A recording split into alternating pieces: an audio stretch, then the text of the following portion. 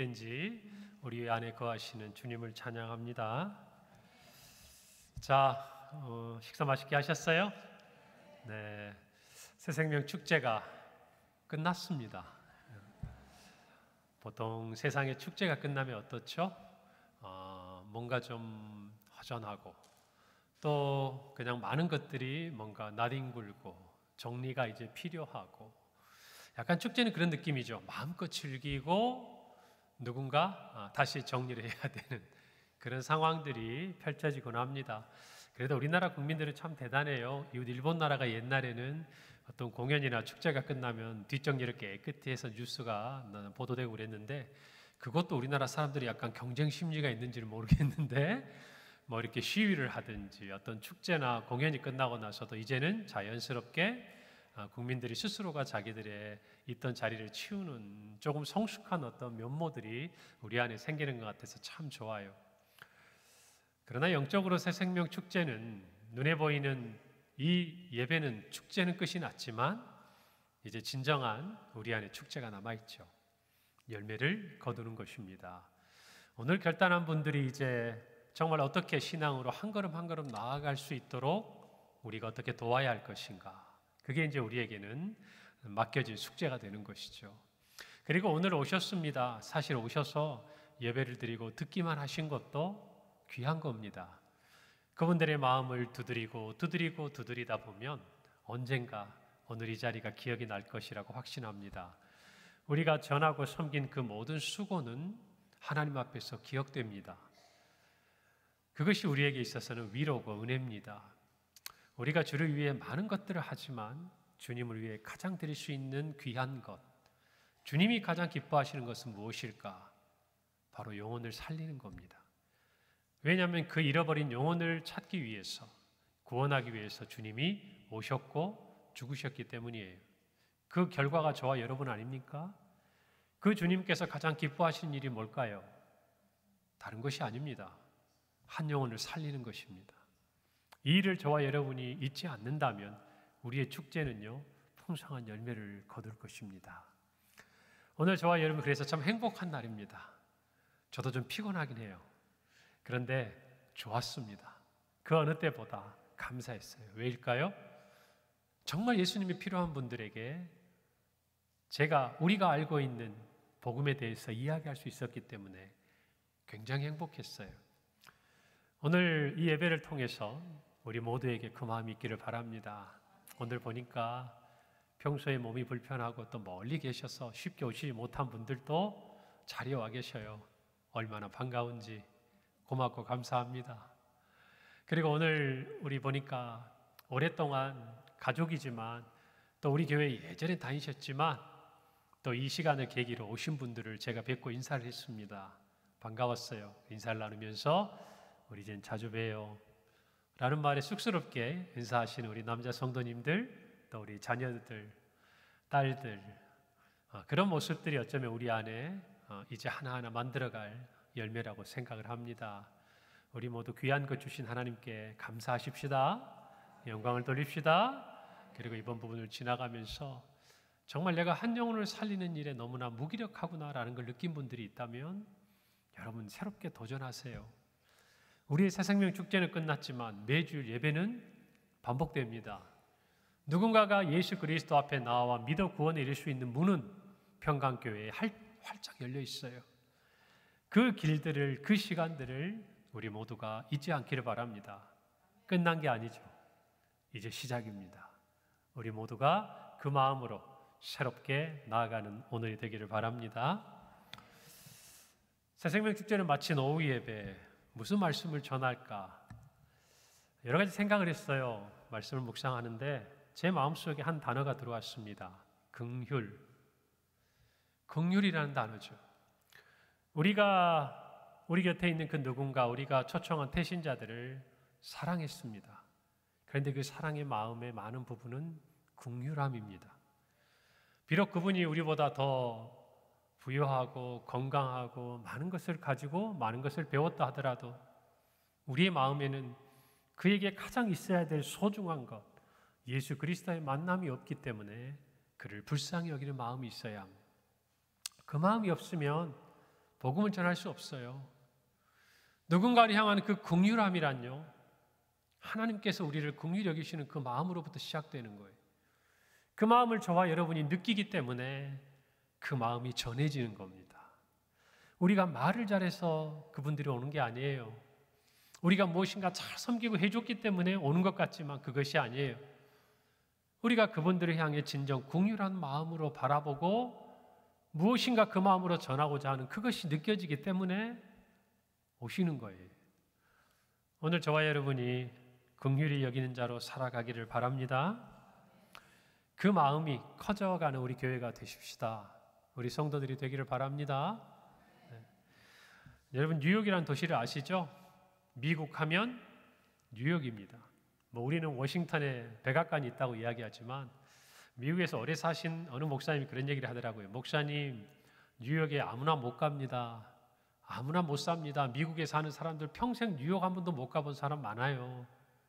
마치 옛날에 우리 한양의 사대문 안에 아무나 못 살듯이 어쩌면 오늘 같은 시대에도 미국 사람들에게도 뉴욕이라는 곳은 한 번 가보기도 어려운, 그렇기 때문에 한 번은 가고 싶은 그런 도시인 것 같습니다.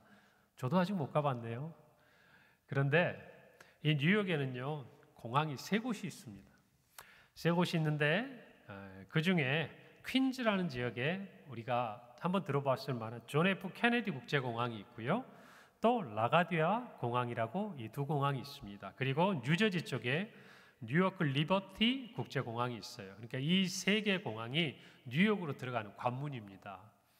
자, 그런데 이 뉴욕의 3곳의 공항 중에 조금 전에 말씀드린 라과디아 공항이 있어요.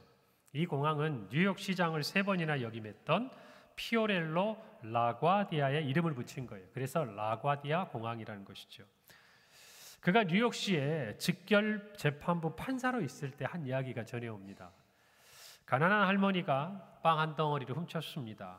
그 죄명으로 기소가 되었어요. 이 라가디아 앞에 이 할머니가 있습니다. 그때 라가디아는 이렇게 말합니다. 당신은 벌을 받아야 합니다. 법에는 예외가 없습니다. 벌금 10달러를 부과합니다. 그리고 말을 이어갑니다. 저도 죄가 있습니다. 이렇게 배고픈 사람이 거리를 헤맬 때 저는 좋은 음식을 먹고 배부른 죄가 있어 10달러를 벌금으로 내겠습니다. 여러분 중에 저와 같은 죄가 있다면 50센트를 이 모자에 내십시오. 그리고 그 재판정 안에 있던 사람들에게 모자가 돌려졌습니다. 그리고 그 자리에서 47달러 50센트가 모였어요. 벌금 10달러를 제외하고 37달러 50센트가 빵을 사 먹을 돈이 없더니 가난한 노인에게 전달이 되었습니다.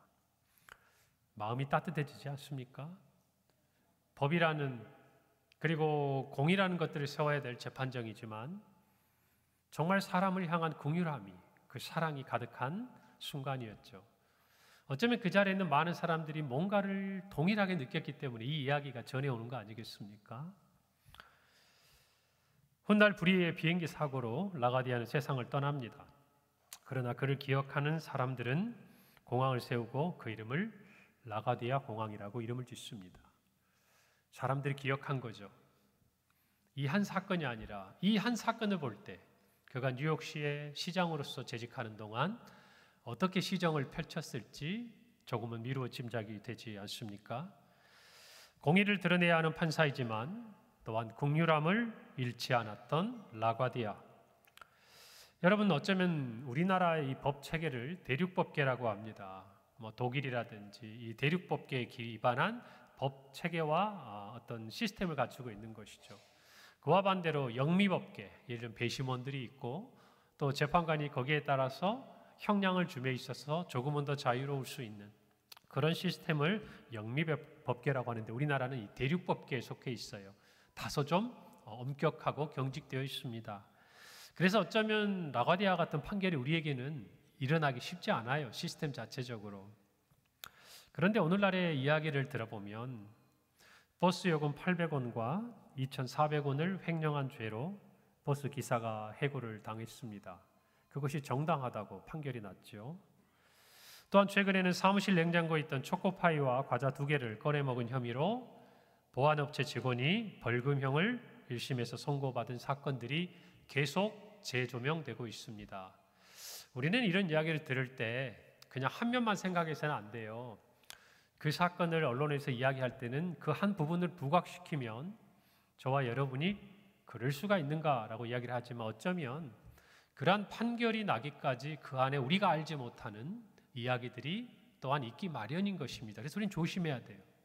그럼에도 불구하고 이 이야기를 들었을 때 우리는 안타깝습니다. 뭔가 답답하죠. 우리 사회가 이 800원과 2,400원의 문제, 또 초코파이, 여러분 이것을 먹은 것을 이 법이라는 이름으로 판단하고 또 그것들에 대해서 벌을 주어야 하는, 또 그것이 정당하다고 이야기하는 이런 시스템이 안타까운 것이죠. 우리 사회가 점점 각박해지고 이렇게밖에 되지 않나. 법이 아닌 다른 것들로 이런 문제들을 해결할 능력이 우리에게는 부족한 것인가? 답답해요. 여러분, 문득 그 생각이 들었어요. 초코파이를 사면 봉지에 써져 있는 글자가 있습니다. 한자가. 무슨 그림입니까? 잘 아시네요. 네. 한국의 정서를 정의라고 이야기하죠. 그런데 재판정에서의 초코파이는 정의 드러나지 않아요. 여러분, 이것이 오늘날의 사회입니다. 이것이 조금 회복됐으면 좋겠어요. 정은 점차 사라지고 법적인 기준만. 오늘날 정치인들 싸우는 거 보세요. 처음부터 끝까지 뭡니까? 법. 근데 이 사람 이야기하면 이게 법이고 이 사람 얘기하면 이게 맞대요. 우리는 답답하죠. 예전에는 법이면 다 똑같은 줄 알았어요. 그러지 않으세요? 그래서 누가 우리에게 이게 불법입니다, 위법입니다 이야기하면 우리는 우리뿐만 아니라 누구에게도 이것이 동일하게 기준이 적용되는 줄 알아서 끄덕끄덕하고 좀 억울해도 수용하고 내가 잘못했나 보다 하고 살면서 이 법이라는 것들이 지켜져 왔습니다. 오늘날 어때요? 우리도 혼란스러워요. 뭐가 맞는지 모르겠어요. 어쩌면 법이라는 것을 이야기하기 전에 따뜻한 사랑과 정과 긍휼이 있었던 때가 더 낫지 않았나 이런 생각이 들지 않습니까? 물론 저는 법이 필요 없다는 것을 이야기하는 것이 아니에요. 그러나 만능이 아니라는 것입니다. 전부가 아니라는 것이 우리 모두가 어떤 그런 따뜻함들을 회복하기를 바랍니다. 이 사회는요 어쩌면 엄격하게 법의 조항을 들이대면서 무엇이 옳고 그른가를 이야기하는 사람보다 옳고 그름에 대한 기준을 가지고 있으면서도 사람들의 아픔과 슬픔을 위로하는 긍휼한 마음을 가진 사람들을 기억하고 싶어하고 그들을 만나고 싶어하는 세상이라고 저는 생각이 들었어요. 여러분 오늘 우리가 살아가면서요 이 긍휼함이 필요합니다. 여러분도 마찬가지. 우리가 복음을 가지고 있는데 가만히 보니 예수님을 영접하지 않은 옆에 있는 사람들이 나보다 잘 살아요. 건강해요. 자녀도 잘 자랐어요. 그래서 복음을 전하는 게 주저돼요. 여러분 그러나 보다 중요한 것은 그 마음의 긍휼함이 사라지고 있다는 거예요. 여러분 긍휼함이란 누구에게나 필요해요. 빵 한 덩어리를 훔친 가난한 할머니에게도 긍휼함은 필요합니다. 그러나 반대로 비행기 사고로 안타깝게 목숨을 잃은 라가디아 판사에게도 긍휼함은 필요합니다. 안타까워하고 그의 죽음을 아쉬워하며 그를 기리는 그러한 공항을 만드는 모든 과정 속에서 우리 모두는 우리 사회에 무엇이 중요한가를 한번 생각하게 되는 것이죠. 오늘 마태복음 5장 7절은 우리가 잘 아는 말씀입니다. 긍휼히 여기는 자는 복이 있나니 그들이 긍휼히 여김을 받을 것이요. 여러분 이때 긍휼히 여긴다라는 이 헬라어 단어는 자비라 하는 뜻에서 파생된 말입니다. 그리고 구약 성경을 헬라어로 번역한 70인역을 보면 사랑이란 뜻. 구약에서는 이것을 헤세드. 여러분 룻기서를 제가 설교할 때 인애라고 얘기했던 걸 기억하십니까? 긍휼히 여기는 마음. 그것을 이야기해요. 그리고 히브리어 라함, 이것은 동정이라는 뜻을 가지고 있어요. 그러니까 긍휼히 여기는 자라는 말은 이 마음을 가진 거예요. 측은히 여기는 마음, 동정하는 마음, 사랑하는 마음. 여러분, 그런데 이 헤세드의 말은요, 사실은 기원이 사람과 사람 사이에서 쓰는 말이 아니었어요. 하나님께서 우리를 긍휼히 여기실 때, 세상적으로 보면 주인이 종을 불쌍히 여길 때, 인애가 많다, 인애를 베푼다, 이 말을 썼습니다. 여러분, 그래서 이것은 단순히 감정이나 성품이 아니에요. 관계를 기반으로 쓰는 단어예요. 다시 말하면 하나님이 저와 여러분을 대하실 때 이 긍휼함으로 우리에게 다가오셨다, 그 말입니다. 그것을 저와 여러분이 안다면 우리는 마땅히 긍휼히 여기는 자가 되어야 하는 것이죠. 신약 성경에서도 이 단어는요, 예수님께서 그리스도로 행하신 사역을 가리킬 때 표현됩니다. 그래서 오늘 예수님은 이렇게 얘기하시는 거예요. 긍휼히 여기는 자, 그는 복이 있나니 그들이 긍휼히 여김을 받을 것이다. 사랑하는 성도 여러분, 예수님은 우리에게 긍휼히 여기는 자가 되라고 말씀하시는 거예요. 우리가 언제까지 하나님의 긍휼함을 구하는 자에 머물러 있을 것이 아니라 또 다른 긍휼이 필요한 자리, 예수님을 만나지 못하고 구주로 영접하지 못한 이 땅의 많은 사람들에게 주님의 마음이란 긍휼히 여기는 거예요. 오늘 저와 여러분도 마찬가지입니다. 우리 교회 안에 외국인 팀이 있어요. 예전에 19개, 20개가 넘는 국가들별로 여러분 이국 땅에 와서 고향을 떠나고 얼마나 열악한 환경에서 힘들게 일합니까? 여러분, 우리 교회는 개개회로서 그 많은 나라들을, 정말 그 나라에서 온 노동자들, 지금과는 비교할 수 없죠. 정말 열악하고 어쩌면 착취당하고 정말 불법 체류자로서 늘 신분의 불안감을 느끼면서 힘들게 살기 위해서 이 땅에 온 사람들, 어떤 사람은 그들을 이용합니다. 잔인하죠. 냉정해요. 그러나 적어도 우리 교회의 귀한 성도들은 그들을 사랑했어요. 그 사랑을 뭐라고 표현할 수 있을까요? 긍휼한 마음이었어요. 가족을 떠나고 고국을 떠나서 먼 나라에 왔어. 어쩌면 우리나라 선조들이 저 하와이로, 사탕수수 농장으로, 저 독일로, 광부와 간호사로, 그리고 정말 초기 미국 이민 시대에 그 험한 일을 다 하면서, 여러분, 어쩌면 우리 조상들도 그곳에서 누군가의 긍휼함을 받았겠죠. 여러분, 우리는 그 마음에서 시작했던 거예요. 그리고 하나님이 은혜를 주셨고 많은 사역을 했습니다. 오늘 우리 필리핀 예배팀이 남아있지만, 그러나 우리는 또 눈을 열어서 143가정의 미전도 입양 사역을 우리 모두가 감당하고 있지 않습니까? 사명이라면 사명이죠. 주님이 명령하신 거니까. 그러나 수동적이에요. 그 말은 너무나. 우리의 긍휼함이 그 자리로 우리를 나아가게 하는 것이죠. 우리 모두가 그 마음을 갖기를 바랍니다. 아멘. 그래요. 그래서 우리는 세상을 향해서요, 긍휼한 마음을 가져야 합니다. 불쌍히 여기는 마음. 예수님을 모르고 예수님과 상관없이 살아가는 그들, 오늘 오전의 말씀처럼 그들이 비록 세리장이 되고 부자가 되어도 그들은 우리에게 예수 그리스도가 없는 한 긍휼의 대상이어야 합니다. 그 마음이 있어야 주님이 기뻐하세요. 여러분이 모두가 긍휼히 여기는 자가 되기를 바랍니다. 그런 자에게 주님은 복을 주십니다. 긍휼히 여김을 받을 것이라는 것이죠. 죄악된 세상과 영혼들을 긍휼히 여기고 그들의 영혼의 구원과 회복을 위해 순종하는 자들에게 하나님은 은총과 자비를 베풀어 주십니다. 긍휼에 대한 보상은요, 타인이 베푸는 긍휼이 아니에요. 기브 앤 테이크가 아니에요. 내가 당신에게 긍휼을 베풀었으니 당신이 나에게도 긍휼을 베풀어야 하는 그런 차원이 아니에요. 우리가 긍휼을 베풀면 하나님이 우리를 긍휼히 여기신다는 겁니다. 할렐루야. 이것이 저와 여러분에게 필요해요. 기억돼야 돼요. 우리가 베푸는 긍휼이 하나님이 우리에게 긍휼을 베푸시는 필연적인 이유가 아니라 우리 모두는 하나님께서 우리에게 긍휼을 베푸시는 계기가 된다는 거예요. 이게 무슨 말이냐면 내가 긍휼히 여겼으니까 하나님 마땅히 저에게 긍휼을 베푸셔야죠. 이게 아니라는 거예요. 우리가 긍휼을 베풀면 하나님께서도 내가 너희를 긍휼히 베풀어 주마 라는 그 계기가 된다는 거예요.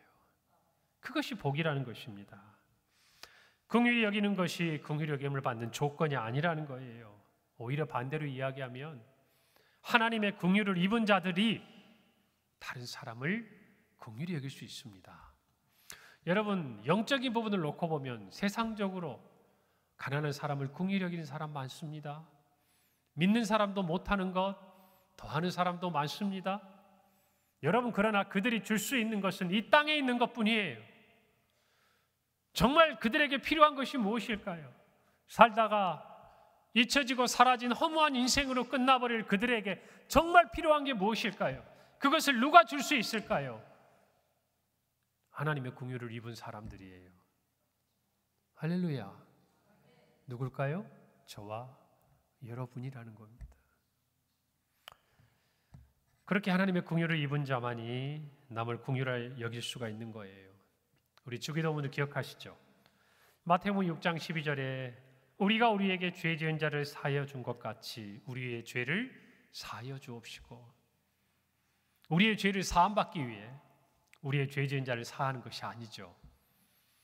우리가 죄 지은 자를 사해 주면 주님이 그것을 보시고 우리를 긍휼히 여기사 우리의 죄를 사해 주시는 거예요. 그걸 아셔야 돼요. 착각하면 안 돼요. 우리를 위해서가 아니에요. 그들을 위함이고 그들을 위한 우리를 보시고 하나님 우리를 위해 주시는 거예요. 이것을 놓쳐버리면 늘 중심에 누가 있죠? 내가 있어요. 내가. 나를 빼면 아무것도 안 돼요. 나에게 유익하지 않으면 아무것도 하지 않아요. 내가 힘들고 귀찮으면 쉽게 포기해버려요. 여러분, 삭개오의 변화를 보세요. 오전에 말씀드렸잖아요. 변화의 중심이 뭡니까? 나로부터 다른 사람들이었어요. 예수님 뭐라고 말씀하신 것도 없어요.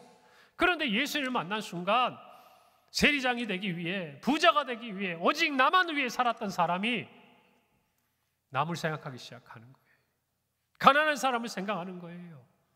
내가 속여서 빼앗은 돈에 분노하고 가슴 아파하고 힘들어하는 사람들이 생각나는 거예요. 그러니까 변화되는 거예요. 그 변화의 방향이 주님이 기뻐하시는 방향으로 바뀌는 거예요. 오늘 저와 여러분에게 이 마음이 필요합니다. 다른 사람의 죄를 용서하는 것이 우리가 죄를 용서받은 조건은 아니에요. 우리의 죄를 용서받는 조건은 없습니다. 우리는 그걸 잘 알아요. 아무런 조건이 없어요. 오직 하나님의 사랑이고 예수님의 은혜였습니다. 값없이 주시는 거였어요. 그러나 만일 어떤 사람이 다른 사람을 용서하지 못하고 긍휼히 여기지 못한다면 그가 진정 회개했을까? 퀘스천 마크가 붙는 거예요. 마태복음 6장 14절부터 15절입니다. 너희가 사람의 잘못을 용서하면 너희 하늘아버지께서도 너희 잘못을 용서하시려니와 너희가 사람의 잘못을 용서하지 아니하면 너희 아버지께서도 너희 잘못을 용서하지 아니하시리라. 주님은 보기를 원하시는 거예요. 하나님은 보기를 원하시는 거예요.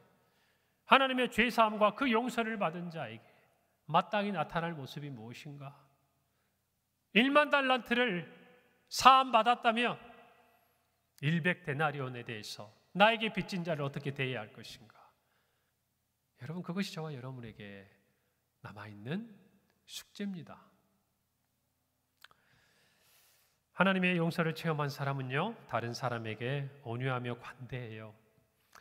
여러분, 만약 여러분 중 누가 다른 사람을 용서하는 게 너무 힘들면요, 그 사람이 여러분에게 생각한 것을 생각하기 전에 내가 지은 죄를 하나님께 용서받은 기쁨이 있는지를 살펴보세요. 이 말을 잘 생각하세요. 오늘따라 핸드폰 소리가 참 많이 울리는데 제가 언젠간 한번 예배에 대한 캠페인을 하고 싶어요. 제가 왜 말을 안 하냐면 우리 교회는 나이 많이 드신 분들이 계세요. 그러다 보니까 제가 알아요. 핸드폰을 조정을 했다가도 예배 우리 오전에 마치면 또 통화해야 되잖아요. 켰다가. 근데 젊을 때하고 달리 깜빡할 때가 있어요. 그리고 울리는데 빨리 끄고 싶은데 막 해도 뭐가 어떻게 잘 안 꺼져요. 또 그럴 때마다. 저도 그럴 때가 있어요. 그래서 이제 될 수 있으면 말을 안 해요. 그런데 오늘은 좀 자주 켜지는 거 보니까 이제는 한번 얘기를 하면 좋을 것 같아요. 대예배 때 우리 낮예배 때 얘기하면 좀 그렇고 그래도 여기 계신 분들은 다 이해할 만한 분들이니까 여러분 예배에 대해서 우리가 조금씩 더 준비하면 더 좋은 은혜가 있을 줄 믿습니다. 그래요. 여러분 내가 만일 다른 사람을 용서하는 게 너무 어렵잖아요.